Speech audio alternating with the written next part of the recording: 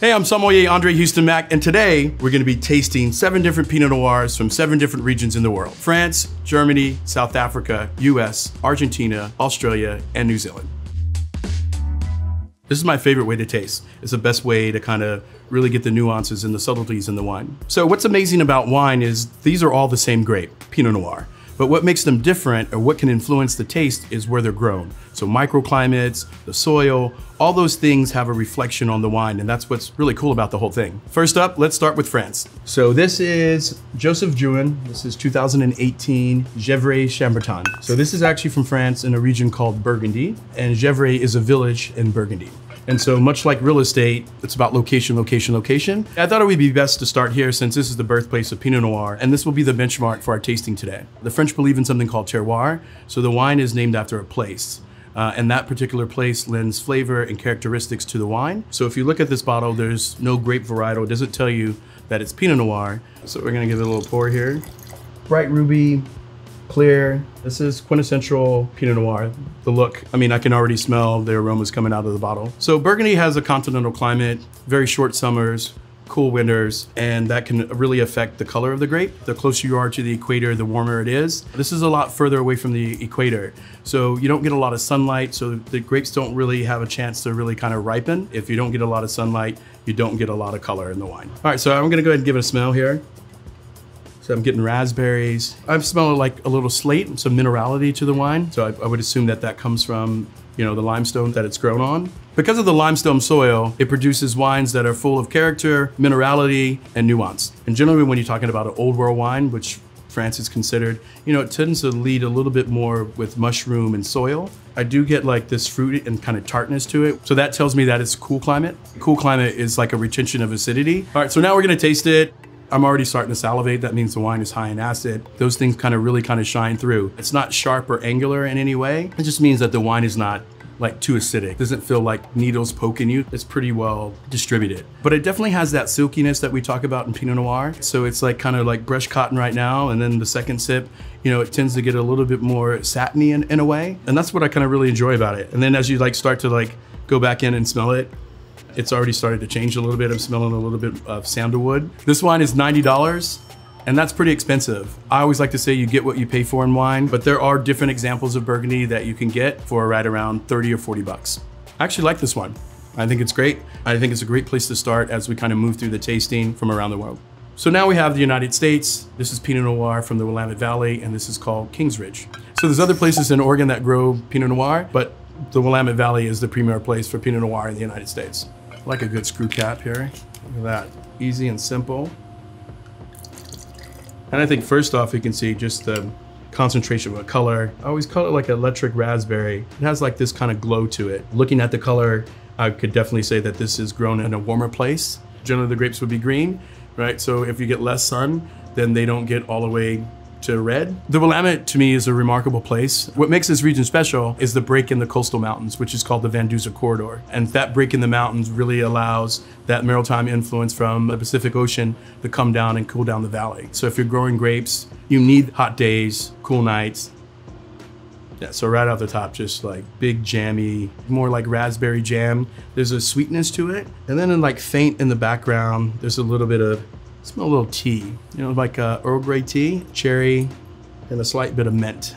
Depending on what part of the valley this is from, you know, I'm thinking more the red hills of Dundee that have these kind of rich clay soils. And sometimes from that, I get this, like this expression of tea from it. All right, let's taste this. Lots of fruit, raspberry, boysenberry, blackberry, not sweet at all. It is ripe. There's some warm baking spices there, a little bit of forest floor. So like the minerality and the mushroom and kind of the wet forest floor thing that you're getting definitely are attributed from the soil, and the color and the ripeness of fruit is because it's from a warmer climate. It does rain quite a bit, but there are really long summers and hot summers that help the grapes ripen. Oregon to me is kind of like the best of both worlds. So you definitely have that fruit that you associate with New World wines, and you definitely also have terroir, you know, kind of the taste of the land that you associate with the old world. And I think that's what's always made this area special. So this wine is $20, and I think that's pretty fair. This is entry-level Willamette Valley Pinot Noir. This is the least expensive wine that we're tasting today. At this price point, this wine has always been a starlet and over-delivered. So this is a Pinot Noir from New Zealand. So this is Burn Cottage Moonlight Races 2020 from Central Otago. I think we're all familiar with the white wine from New Zealand, Sauvignon Blanc. What most people don't know is they make some of the most amazing and sublime Pinot Noir. Let's get right into it. That's the drunk uncle pour there. Looking at the color, this definitely looks different than a Pinot Noirs that we poured before. It is pretty, I want to call it cloudy, but you can't see through it. It's probably unfiltered and unfined, how it was made. You know, a lot of people don't believe in fining or filtering the wine because they feel like it strips the flavor from it. So I'm okay with that. But it's a different kind of purple. Really kind of looks like grape juice. You know, and I can attribute part of that to its location. It is a warmer part of New Zealand, and that tends to lead to more concentrated color. It doesn't have what we talk about, that P-funk. It doesn't have that barnyardy thing that you tend to get from Pinot Noir, but like what you get is all these aromatics. It was like a cherry Coke to me. And I generally get that all through Pinot Noirs from this particular area, which leads me to believe that it has something to do with the soil and the way that it's grown. And then like it's underlining, like there's tobacco, it smells like a cigarette. That tastes like cherry pie. There's some ripeness in it from the fruit, not sweet, lots of mouthfeel, layers of savory components, truffles, there's leather, like rosemary, it's herbaceous, a little bit of thyme maybe. A lot of those characteristics and things I described are essential to Central Otago Pinot Noir. You look at the Central Otago, it's like mountainous, it's a very dry climate, but what you get is you get those big temperature swings that are really great for Pinot Noir. So the soil type in Central Otago is mainly composed of schist, which is very porous. Porous soil means that water from the rain actually falls deeper. In order to extract water and nutrients, the grapevine struggles and has to dig deeper. The more it struggles, the better concentration you get. So you get less clusters, but you get better clusters that are full of energy and full of rich and like fruit component. I think what's always set, you know, Central Otago Pinot Noirs apart and kind of a legend within the Pinot Noir world is kind of that fruity aspect to it. It's electric, it feels alive. I mean, it probably has more tannic structure than, you know, than the wine from France.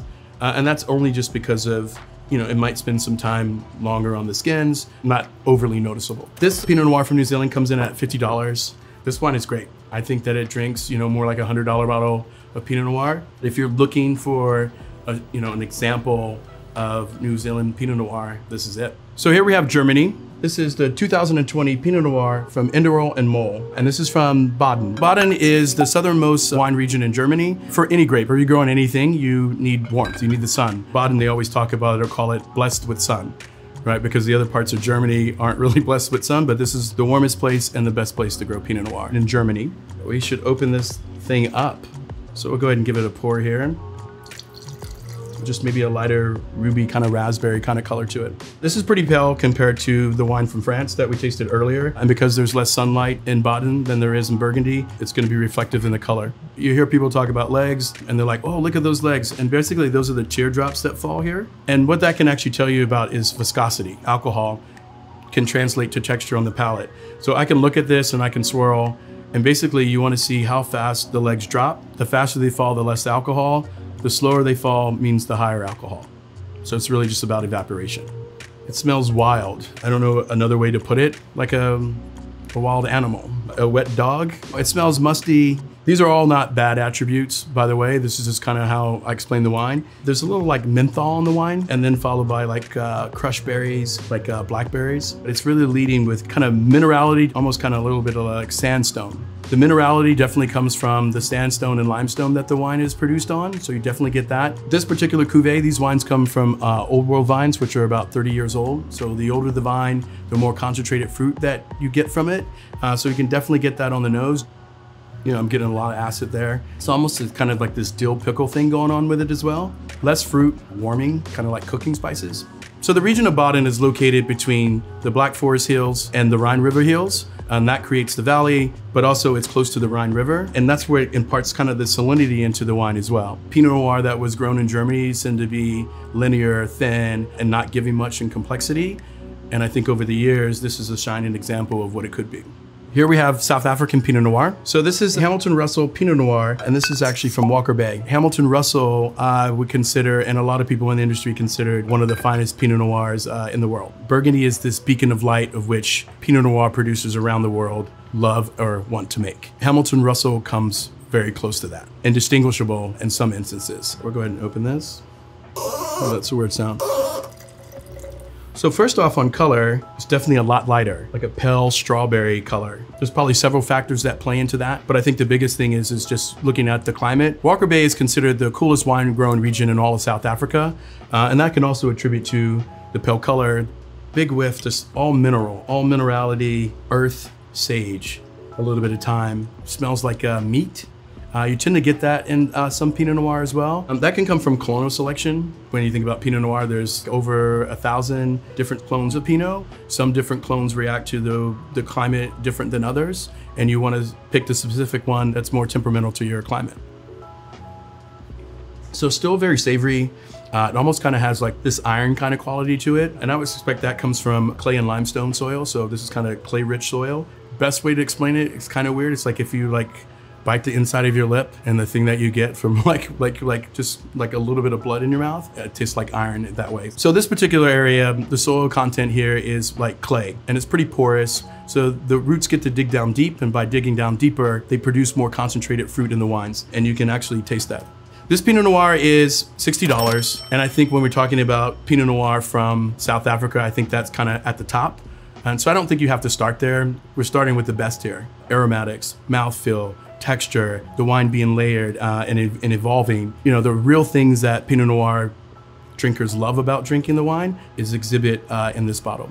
So this is Pinot Noir from Argentina. This is called Barda, and this is actually from Patagonia. I think when we think about wines from Argentina, I think our minds directly go to Malbec, but they make good Pinot Noir. Really intense minerality, like kind of powerful, like really jumping out of the glass. And that could be from the soil that it's grown on. There's plum, bittersweet chocolate, cherry. And then there's a hint of fresh cut grass. Pretty intense, following through with that minerality, but you get lots of plum. And there is some acid there, but pretty well integrated. And then like this kind of like very dense wet rock mineral right at the core and center. This wine is grown at the highest elevation of wines that we tasted today. So the higher you are, the cooler it is at night. You're closer to the sun, so you get more UV exposure, but you still get those cool nights. And I think that's really what makes Pinot Noir thrive. And they found this kind of really great pocket in Patagonia. You know, I think what's different about this particular wine than some of the others, this one actually really has P-funk. Like Pinot Noir actually has like this kind of funkiness to it. Like it has that kind of distinctive smell when you smell it, that you kind of know that it's Pinot Noir. This wine is $30, and I'd have to say for Argentinian Pinot Noir from Patagonia, that might be pretty lofty. There's other examples, I'm sure, of Pinot Noir from Argentina that you can get from, you know, 10 to 15 bucks, but this is something different. This is Australian Pinot Noir. This is Moraduke Estate, and this comes from the region of Mornington Peninsula. So if we're thinking about wine and we're thinking about Australia, I think that elephant in the room is Shiraz, but also there's these small pockets around the country that produce some different, dare I say, more exciting wines. There's a little orange hue to it. It's darker in color. So as red wine ages, it tends to get lighter. All the pigment starts to fall out. This is 2018, so this wine has a little bottom maturity to it. So just like in its name, Mornington Peninsula is actually surrounded by water on all three sides, and that produces a maritime climate, hot days, cool nights, so the grapes can ripen phonetically. Definitely minerality to it. There's some fruit that jumps out. I'm getting like cedar, sandalwood, and that could come from it being aged in wood. It smells confectionery. I guess like the best way to explain it, it smells like cotton candy a little bit, but not sweet. It's like has this kind of ripeness to it. That just comes from the heat. I think like that meaty quality that I get in the wine kind of really translates to the soil. All the minerals that I'm getting, this is a slight bit of kerosene, and that I think could come from the soil. It does taste New World because of the fruit in it. This is a really fun Pinot Noir. I think it delivers on all those things that you would like Pinot Noir to be. This well-integrated acid, there's minerality, there's aromatics, and then it's slightly savory. Being around the ocean just tends to be a great place for Pinot Noir to thrive. So you have these warm places that you need, like these cooler nights. That's what you get with the ocean, and this is a shining example of that. They think about the other styles of wine from Australia, and they're kind of like beating you over the head with alcohol. That's just not the case here. And I think there's been a movement in Australia to kind of change that perception of like these heavy-handed, high alcohol style wines. So this bottle is $32. $32, you can buy wine in Burgundy for that price. I think a lot of people say, well, aren't they just trying to make Burgundy? If I can find a bottle of Burgundy for $30, why won't I just buy that? I think if you're a fan of Pinot Noir, you know, your curiosity takes you all around the world. And, you know, I think this is a great expression of Pinot Noir just from a different place. It's those nuances and those layers and characteristics that each region exudes make this one of the best ways to taste wine. You know, I think that this is something that you should try at your next party. It doesn't have to be all Pinot Noir. You can choose the theme, you can choose the price point. You know, your relationship with wine should never be about monogamy. Taste as much and anything as you like.